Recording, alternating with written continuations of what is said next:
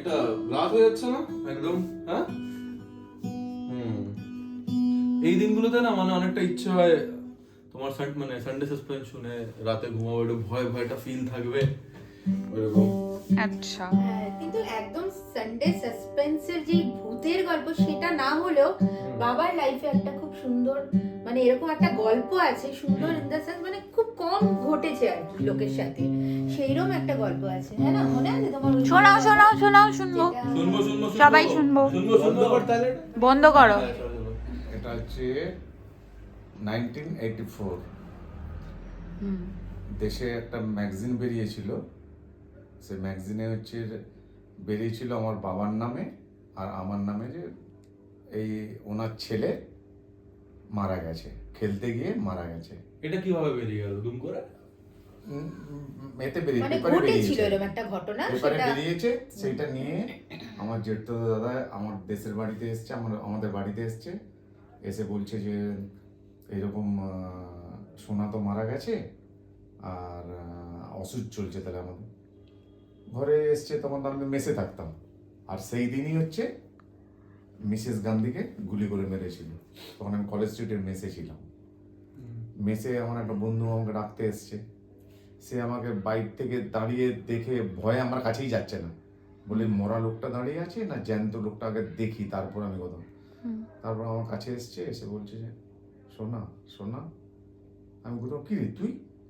বলে হ্যাঁ এরকম শুনেছি, তাই জন্য ঘরের লোকে সবাই কান্নাকাটি করছে, রান্নাও বন্ধ হয়ে গেছে, আর সবাই দেশের তোর স্পোর্টসম্যান যতজনে তারা সবাই তোর বাড়িতে ভিড় করে দাঁড়িয়ে আছে।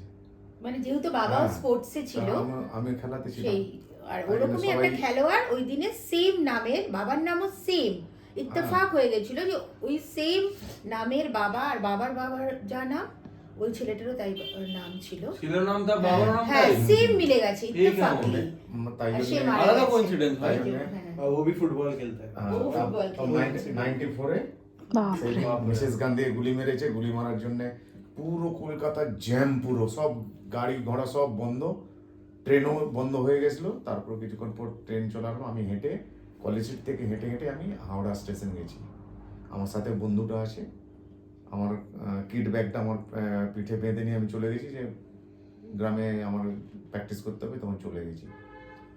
গিয়ে এবার হাওড়া স্টেশনে ট্রেনে দুজনেই এসছি, আরামসে গল্প করতে করতে এলাম, যেমন ছোটোবেলাকার গল্প, দুজনে মিলে বসে গল্প করতে করতে মেচেদা স্টেশন এসছে। মেচেদা স্টেশনে নেমে গিয়েছি।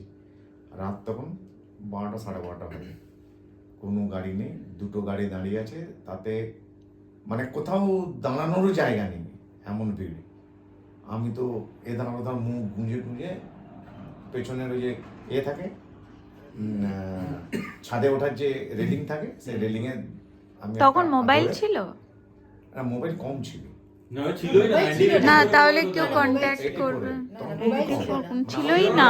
না, মোবাইল ছিল না। তখন टेलीफोन होगा। টেলিফোন টেলিফোন ছিল, মোবাইল বেশি তো ছিল টেলিফোন থাকে না, তো তখন আমরা কথা বলতে, আমি কারোর সাথে কথা টেলিফোন বলতে তখন লাক্সারি, মানে সবার বাড়িতেও আমি থাকে না। যে আমাকে আনতে গিয়েছিল সে আর বাসে উঠতে পারেনি, আমি উঠে চলে এসেছি। বাপরে। উঠে এসে এবার আমাকে আমার স্টপেজে নামিয়েছে। और ये ছেলেটা? ছেলেটা ওই মেচেদাতে রয়ে গেছে, ও তো আসতে পারছে না, পরের বাসে এসছে, কিন্তু আমার বাসে উঠতে পারেনি। আমি তো বাড়িতে নেমেছি তখন 1-1:30 হবে রাতে বাপরে। না, নেবে স্টপেজে নেমে আমি আমাদের মানে এতে রেলওয়ে ক্রসিংয়ের স্পিড ব্রেকার আছে, স্পিড ব্রেকারে আমি টুক করে নেমে পড়েছি। এখানে তো কি বলে স্পিড ব্রেকার, যেমন এখানে স্পিড ব্রেকার আছে, তমলুকে তো। হ্যাঁ তমলুকে নেমে পড়েছি আমি। তমলুকে নেমে পড়ার পর অন্ধকারে শেষদা বসে আছে, চাদর মাথায় মুড়ি দিয়ে ওই ঠান্ডাতে বসে আছে। 1:30টার সময় 1:30টার সময় কি করছিল? মানে উদাস যদি ঘরে আসে, এরকম ঘটনা, ঘরে যদি যদি আসে, যদি ফিরে যদি আসে, ফিরে আসে, হ্যাঁ, যে হ্যাঁ, আমি তখন দেখেছি, তো হ্যাঁ। কন্ট্যাক্ট করতেও পারতো না। যাকে ব্যাপার ছিল। পাঠালাম সে কি খবর নিয়ে আসবে সেই ও, শোনার ও আশা। যাকে বাড়ি থেকেই পাঠিয়েছিল, পাঠিয়েছিল হ্যাঁ, তোমাদের। আসলে, হ্যাঁ, দূর থেকে। কোথায় কি- ওই জন্য তো বলছি। গ্রাম থেকে গেছিল তোমাকে নিতে? হ্যাঁ, আমি তারপর নামার পরে শেষদা শুধু ভয়ে সোনা, মুখটা আওয়াজ বেরোচ্ছে না, ভয়ে। তখন আমি- ভাবছে আত্মা, মানে আমি- জাস্ট ডেথ ওর হলে ভূত একটা মনে হয়েছে। আত্মা হয়ে যায় না, ওরকম। তারপর বলে কি সোনা, আমি বলি হ্যাঁ, তুমি এখানে বসে যাও না, আমাকে ধরে সেজদা ধরে কান্নাটা কাটি আরম্ভ করে দিয়েছে। হুম। তা আমি বলি, তুমি যাও, সেজদা নারায়ণপুরে থাকে। সেজদা চলে গেল, আমি তখন ঘরে গেছি। ঘরে পুরো শুনশান, পুরো আওয়াজ নেই, কিছু নেই। ঘরে তো রান্নাও বন্ধ হয়ে গেছে, অসুচ হয়ে যায় না, হুম। ঘরেও রান্না বন্ধ হয়ে গেছে। হয়ে যাওয়ার পরে ঘরে আওয়াজ দিচ্ছি, কেউ আর দরজা আর খুলছে না, ভয়, ভূতের ভয়। তাহলে ভূত এসেছে তাহলে। হুম। আমি তারপরে মা, ও মা, আমি যেমন ডাকি, যেমন আগেও যেমন ডাকতাম, ও মা, মা দরজাটা খোল। আর কোনো আওয়াজ নেই, আওয়াজ নেই। থম হয়ে কিছুক্ষণ গেছে, পরে ভাবছে কিছু, ও মা, আমি সোনা, কে? তা বাবা বলছে, কি বলছে, শুনো শুনো, কেউ এসছে মনে হয়। তারপর দরজা খুললো, দরজা খুলে কান্নাকাটি আরম্ভ। ওই কান্নাকাটি করার পর তারপর আমরা, আমার কিছু খেতে তো বলে, রান্নাই তো হয়নি, খেতে তো বলি, বলে তাহলে তুই মুড়ি আছে মুড়ি খা। মুড়ি খেলাম, খেতে আমি ঘুমোলাম। ঘুমিয়ে সকালবেলা সবার প্রথম গিয়েছি মামা বাড়িতে, পাশে আমার মামা বাড়ি মানে খেপা কাকুর বাড়িতে গেছি। গিয়ে সেখানে মামাদের আমাদের সবাই তো, তারাও তো কান্নাকাটি করছে ধরে ধরে, সবাই সে বিভৎস কান্নাকাটি। সবাই ভাবছে মানে করার নেই পরে, আর নেই ওখানে মানে করার পরে শেষ করে ফেলেছে। তারপরে আমি গেলাম, আমাকে যে খেলাতে, যে আমার যে কোচ যে ছিল মিহিরদা, মিহিরদার বাড়িতে গেছি। মা বললো যে আগে মিহিরের কাছে যা, বলে মিহিরদার বাড়ি গেছি। মিহিরদা বসে তার সব ভাইরা ধরে কান্নাকাটি। হ্যাঁ, যে সোনা তুই বেঁচে আছিস, এটা আমরা তাই না, আমাদেরও খাওয়া বন্ধ হয়ে গেছে।